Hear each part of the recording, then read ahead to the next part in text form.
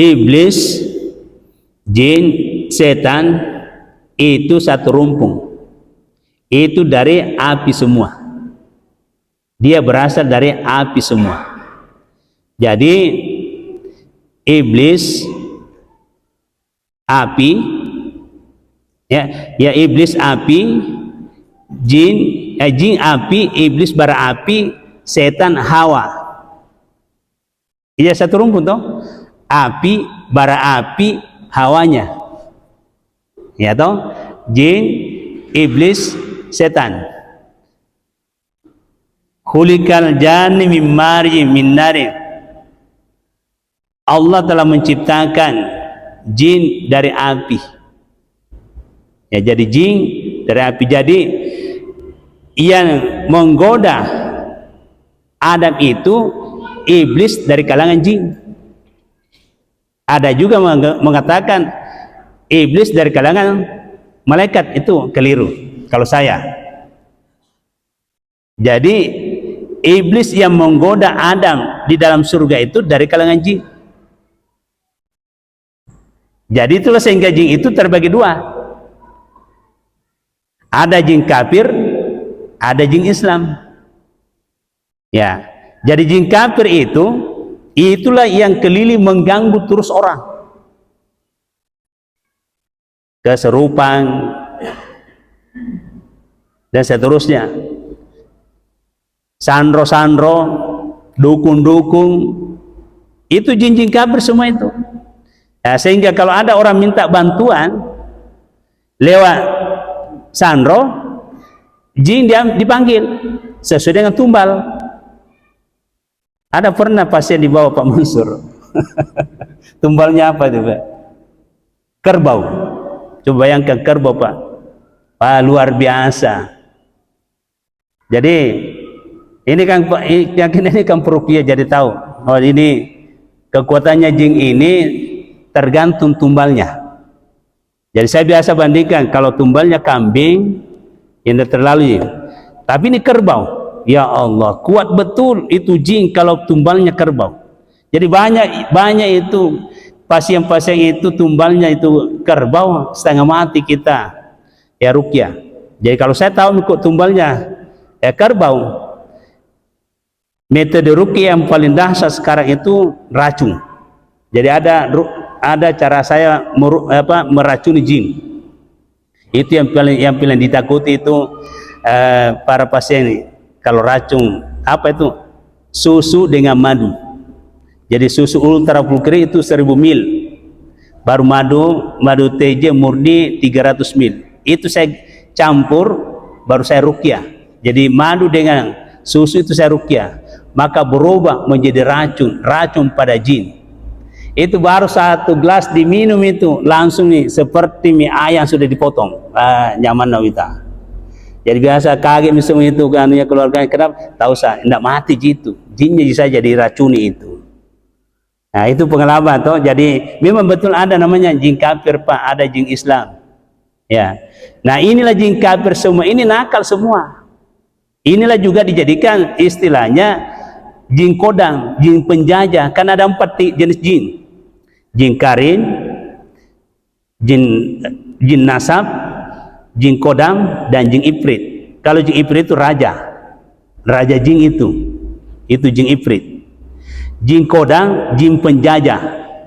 Ini semua yang dipakai dukun, santet, guna-guna. Ya, cinta ditolak, dukun bertindak, dukun dimulai, itu jin seperti itu dipakai. Itu tergantung tumbal. Nah, kalau jin nasab itu jin keturunan. Artinya apa? Ada benda-benda yang dipelihara seseorang itu dari nenek moyangnya. Katakanlah keris, atau katakanlah tradisinya ya setiap ada waktu tertentu dia bikin ritual di tinggal rumahnya, matunu dupa dan seterusnya. Itu memelihara itu jin nasab. Terus lagi ada namanya jin karin. Ini jin karin ini semua orang. Ya, semua orang ada jinnya itu. Karena Nabi mengatakan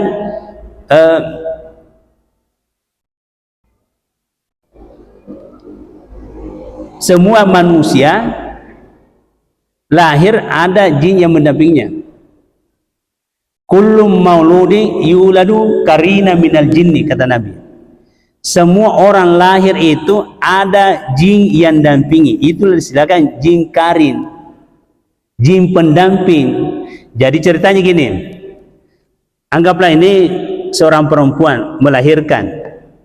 Jadi di sini anaknya manusia lahir, di sini ada juga jin melahirkan. Jadi setiap ada yang mau melahirkan itu ada juga jin di situ melahirkan. Karena hebatnya jin ini. Jadi lahirlah anaknya manusia, lahir juga anaknya jin. Itulah sebabnya sehingga kenapa kalau ada bayi lahir di azan di telinga kanan, qamat telinga kiri, itu membangun tirai penghalang supaya jin kari ini jangan mengganggu bayi ini. Nah, kapan tidak diazankan, tidak dikamatkan, itu sehingga jin yang simula jadi, artinya pas berbarengan lahir itu, itulah yang mengganggu anak ini. Makanya jangan heran kalau banyak anak nakal yang mendorong berbisik terus dalam hatinya, itu jin karinnya itu.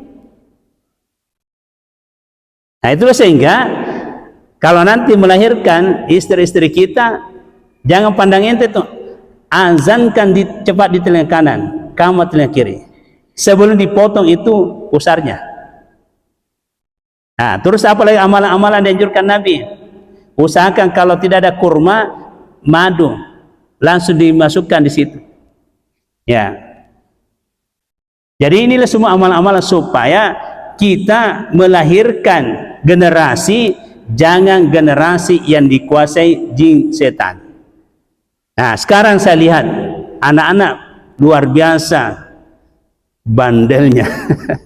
Di samping juga jin setan ada di Facebook. Nah, ini yang paling berbahaya, jin nyata, setan nyata di Facebook. Coba kita amati semua Facebook, semua yang paling tersembunyi pasti lihat. Ya, karena saya juga bukan berarti saya masuk di situ mau hayati, saya hanya mempelajari dan jadikan perbandingan sekaligus juga dakwah. Ya, karena kita harus ada keberanian. Ya, tapi jangan larut. Ya. Jangan larut, harus siapkan mental menghadapi dunia Facebook. Ikan saja punya prinsip, Pak. Apa prinsipnya ikan di laut? Ikan mengatakan, saya bergeliman di air asin, tapi selama ada hayat di kandung badanku, tidak ada air asin yang bisa mengasingkan tubuhku. Buktikan ikan. Coba tangkap pakai ikan laut, baru kita bakar-bakar, langsung kita makan, pasti cari butuh garam. Padahal ikan ini diambil dari air asin. Kenapa dirinya tidak asing? Nah, di situ saya memberanikan juga bahwa dunia seperti itu gambarannya. Jadi harus ada komitmen, harus ada amalan supaya kita tidak mudah dipengaruhi. Ya, oke lah, sekarang dunia maya luar biasa, pengaruhnya luar biasa. Tapi kalau ada amalan tertentu kita lakukan, insya Allah kita tidak bisa dipengaruhi. Apa itu? Minimal 5 amalan. Insya Allah kita akan tidak dipengaruhi oleh keadaan dunia. Pertama adalah baca Al-Quran. Yang kedua, air uduk jangan lepas. Yang ketiga, zikir berkesinambungan. Yang keempat, tahajud. Dan kelima, berkumpul dengan orang-orang saleh. Ini amalan kalau dilakukan secara berkesinambungan, insya Allah sulit kita dipengaruhi oleh lingkungan alias dunia maya. Ya, biasa juga saya berikan ilustrasi supaya kita tidak mudah dipengaruhi oleh keadaan sekarang. Ini pendapatnya Bapak Dr. Yusuf Al-Qardawi. Pendapatnya beliau itu, bagaimana supaya kita tidak mudah terkontaminasi dengan keadaan. Contoh, ada sesuatu yang kita lihat di depan kita. Anggaplah misalnya, ya, yang saya bilang tadi, sesuatu yang tersembunyi sudah transparan sekarang. Apa cara pandangnya Dr. Yusuf Al-Qaradawi? Kalau ada sesuatu kamu lihat seperti itu, jangan itu dihayati. Pandanglah dia adalah sapi di depanmu. Jadi mindsetnya harus dirubah. Tapi jangan bila di depannya sapi, tersinggung amat. Ya toh? Jadi mindsetnya, cara pandangnya. Ada sesuatu kita lihat, apakah di Facebook atau di dunia nyata seperti ini, anggaplah itu sapi lewat di depan kita. Walaupun kenyataannya adalah manusia, tapi mindsetnya, cara pandangnya, anggaplah sapi. Itu tidak ada pengaruh dalam hati kita. Jadi kesimpulannya kalau saya, segala sesuatu cukup di tangan saja digenggam, jangan dimasukkan di dalam hati. Amanlah Bapak Ibu dalam keadaan kita seperti itu.